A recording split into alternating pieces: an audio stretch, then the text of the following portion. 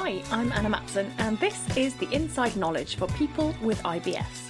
If you're looking for relief from unpredictable and painful gut symptoms, maybe you just don't know what to eat to stop your bloating, excessive gas and stomach cramps, I hope this podcast series will give you information you need to make positive changes to your diet and lifestyle. It's all for people with a dodgy digestion to get back to living instead of spending time on the toilet or thinking about poo, because let's face it, there are more enjoyable things to do with your life.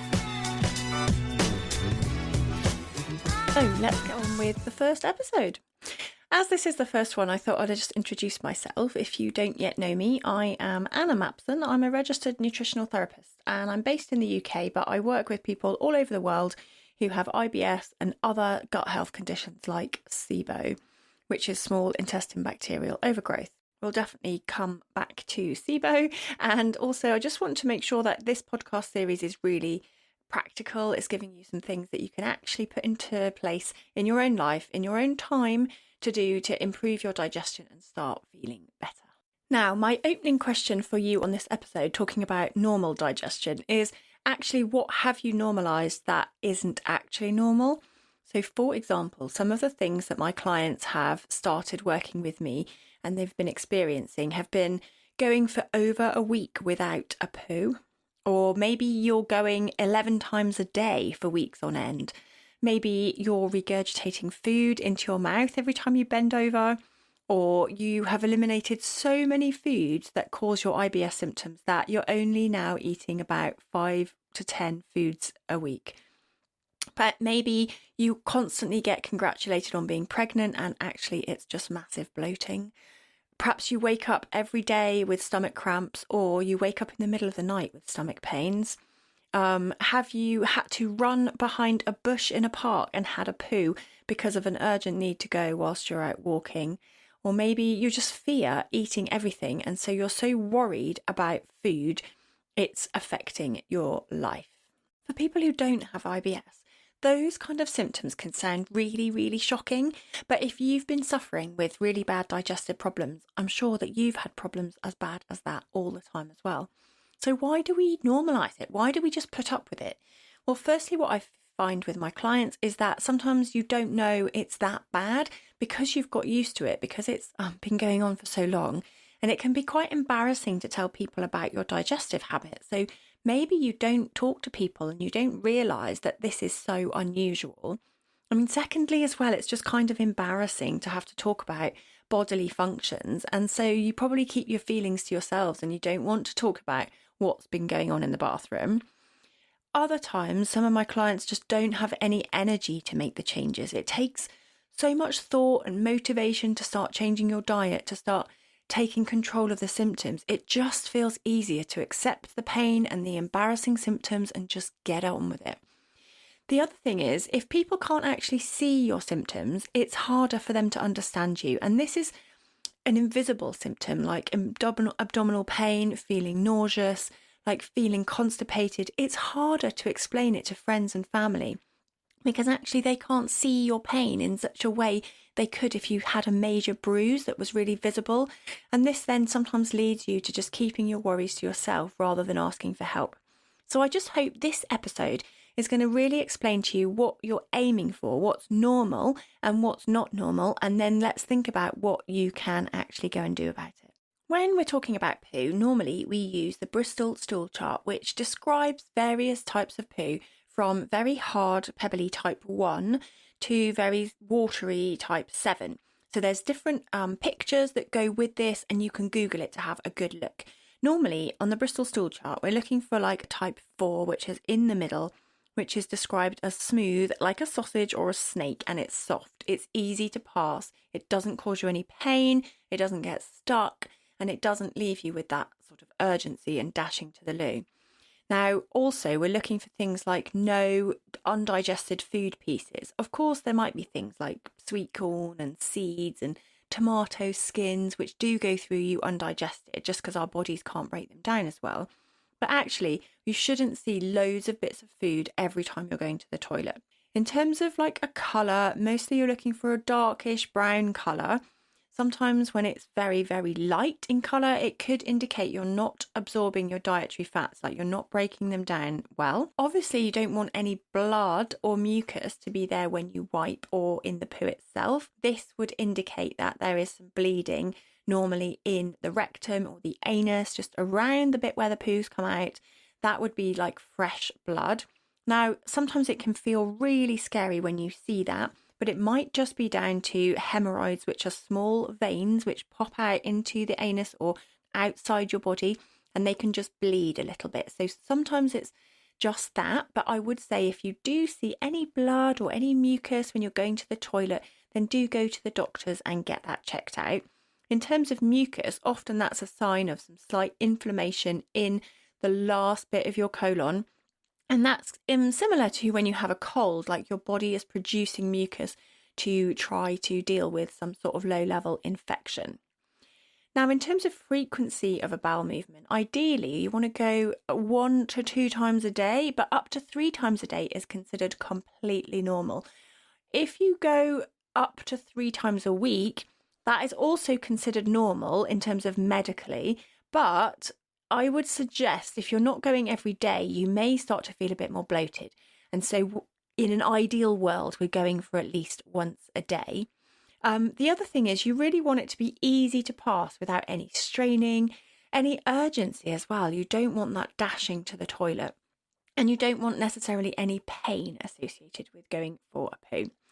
So ideally, we want a well-formed poo, easy to pass. It's not too hard, not too soft, and just something that feels quick as well. So you're not sat on the toilet for 10 to 15 minutes just to pass some few little pebbles. Now, in terms of like what the differences are between all of them, when you're getting very dry, hard, pellety poo, it normally means it's been sitting in your digestion for quite a long time and the water has been reabsorbed. Now, this could be if you are very dehydrated, your body will try and extract as much water as it can out of the waste material, out of the excess food that's not been broken down and absorbed, and try and extract water. Now, the longer that's sitting inside your colon, the harder that poo is going to become. The other thing that will happen is that you will start to get more fermentation of the bacteria. So this is what happens a lot with people who are constipated and not going for a daily poo, is that you get very hard, dry stools, and then also you get a lot of fermentation, a lot of gas, and it can be quite painful. Now, at the other end of the scale, we've got lots of watery poo, like diarrhea almost, like liquid with no solid pieces in it. Sometimes you see bits of undigested food that are dashing through you. Now, this generally means you've got quite a fast transit time and the food is coming out way too quickly. And the issues with that is that you're potentially not absorbing all the nutrients. So you could be eating a really good healthy diet, but you're not actually getting enough of the goodness out. One of the main misconceptions with IBS is that when you eat something, it goes straight through you and you get rid of it straight away. Now, when you eat food, it can stimulate a digestive reflex that does evacuate your bowel.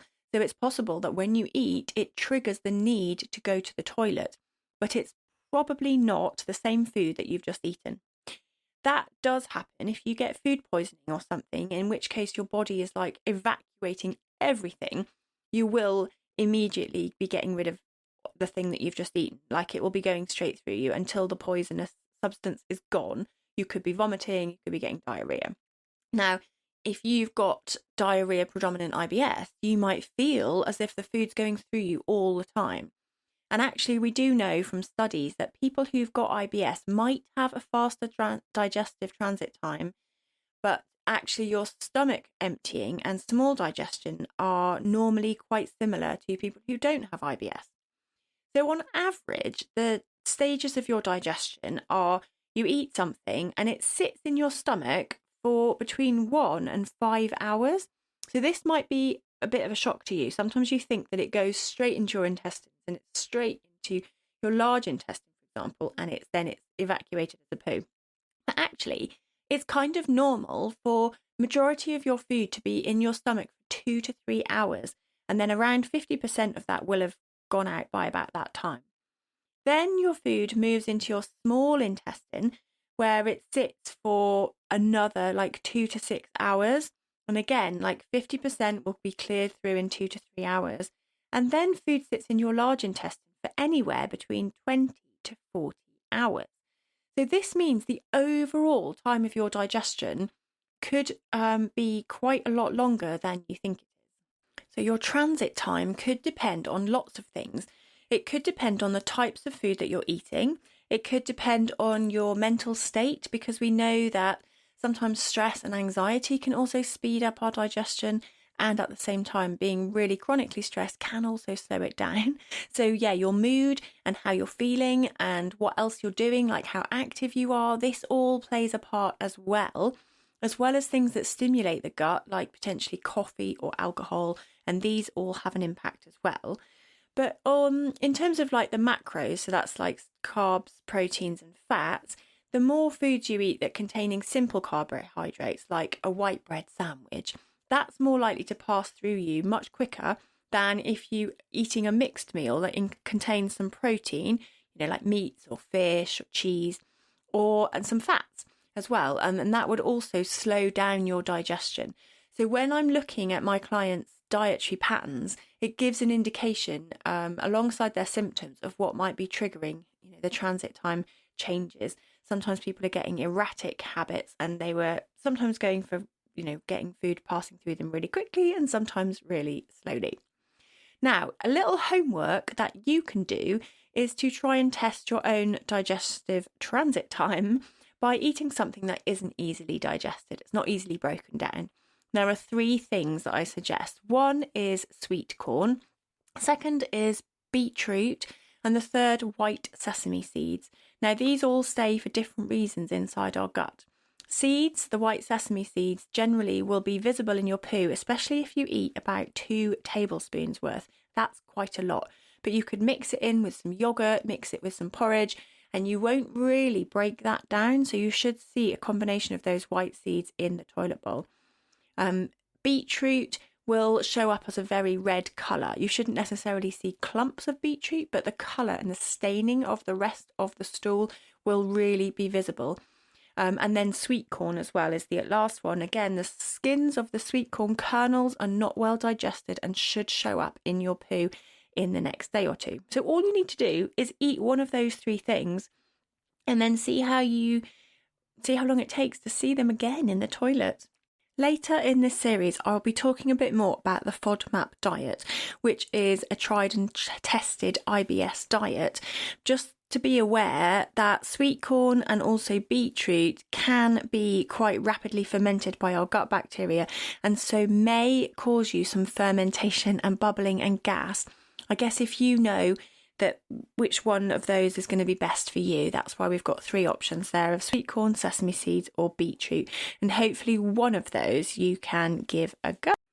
So thinking now about what are the red flags around bowel habits, we've covered what's normal. We've talked about IBS in terms of where some of the variations on what's normal, but what are the things that you could actually make sure you get a doctor to check out?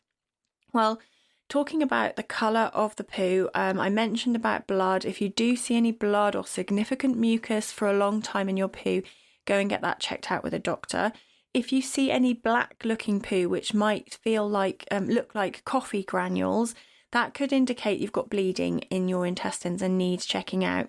I will just say though, just be very careful in case you've just taken some iron tablets, because that can change your poo to black and isn't something that you should worry about so much. Other red flags I would really encourage you to get checked out by a medical professional would include bloating that doesn't go away, abdominal pain that is consistent and doesn't go away, or that happens every single time you eat, including also feeling a lump in your abdomen that wasn't there before.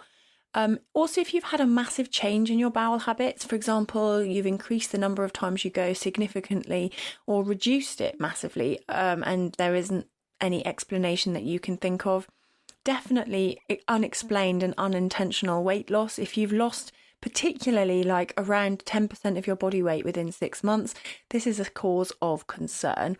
And also if you've just got real overriding fatigue or tiredness that doesn't go away, that isn't explained by a lack of sleep, or, a particularly busy time at work.